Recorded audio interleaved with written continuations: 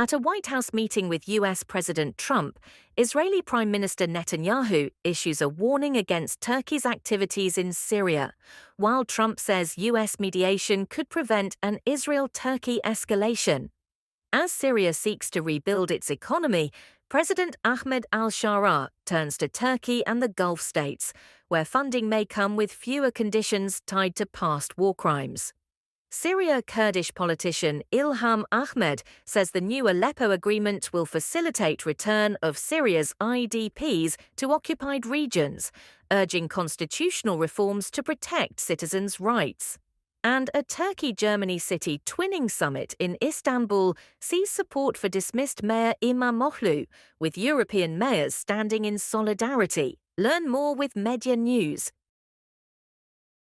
During a joint press appearance with United States President Trump in Washington, Israeli Prime Minister Netanyahu issued a stern warning against Turkey's activities in Syria, emphasizing that no actor, including Turkey, should use Syrian territory to threaten Israel. We also discussed the situation in Syria. We've had neighborly relations with Turkey that have deteriorated, and we don't want to see Syria being used by anyone, including Turkey, as a base for attack on Israel. Turkey is a country that has a great relationship with the United States. The president has a relationship with the leader of Turkey. We discussed how we can avoid this conflict in a variety of ways, and I think we can't have a better interlocutor than the President of the United States for this purpose. Meanwhile, at the same press conference, Trump appeared to sideline Netanyahu, while heaping praise on Turkish President Erdogan for what he described as a successful anti-Assad operation carried out through Hayat Tahrir al-Sham. "I spoke to Erdogan," Trump claimed, and congratulated him on the operation. He said, No, it wasn't me, but I know it was. He's a smart guy." The US president said he had great relations with the Turkish president, strikingly at odds with his cool tone towards Netanyahu, and asserted that US mediation could prevent an Israel-Turkey escalation. Syria's President Ahmed al-Sharaa is set to visit Turkey and the United Arab Emirates next week, according to a Foreign Ministry statement released on Sunday. This will be Shara's first official trip to the UAE since taking office in January, and his second visit to Turkey. The visits are part of a broader diplomatic push by the new Syrian leadership, following the ousting of former President Bashar al-Assad in December. Shara's rise to power came after a rapid military campaign led by his group Hayat Tahrir al-Sham, a Sunni Islamist alliance previously active in Syria's northwest. In February, Sharaa visited both Saudi Arabia and Turkey. The upcoming trip to the UAE marks his second official visit to a Gulf state, signaling an effort to secure both political and financial support, especially from countries where aid is less likely to be tied to cooperation with war crimes investigations. The Syrian government continues to press for the full lifting of international sanctions imposed over the past 14 years by the US, the UK, and the EU, which have severely hampered Syria's economy and access to trade and reconstruction assistance.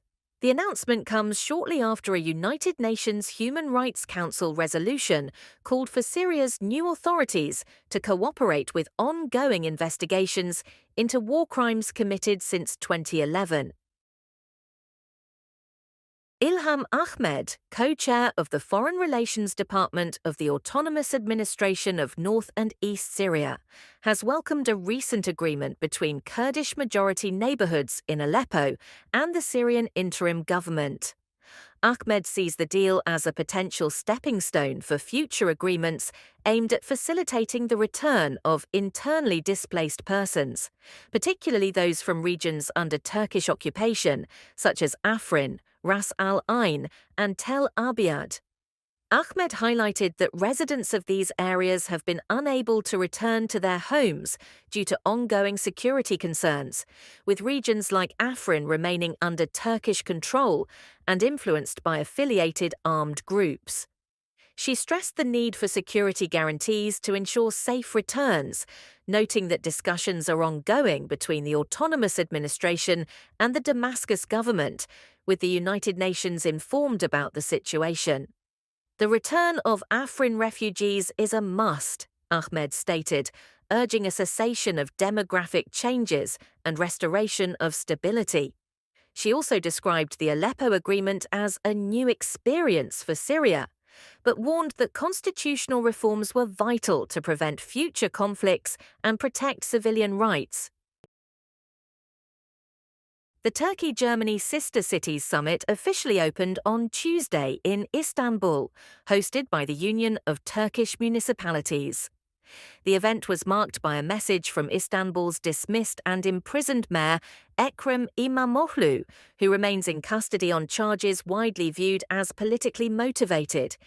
His message, read out at the summit, expressed gratitude for the support and criticized what he called unfounded political charges. İmamoğlu warned of a global battle between democracy and autocracy, saying, "The future of the world depends on whether nations stand for democracy or against it." Cologne Mayor Henriette Reker, attending in person, voiced strong support. "As a lawyer and Democrat, I'm deeply saddened by İmamoğlu's absence," she said. "Democracy begins with free elections. His arrest reflects the growing pressure on democratic values." Other German city leaders joined in solidarity. Berlin Mayor Kai Wegner said in a video message, "İmamoğlu's arrest highlights the threats facing democracy. Berlin stands with those fighting for democratic rights in Istanbul." Hanover Mayor Belit Onay added, "Local government must respect the will of the people. Ignoring democracy erodes public trust." Reker's visit comes amid mounting international concern over democratic backsliding in Turkey following İmamoğlu's 19th of March arrest.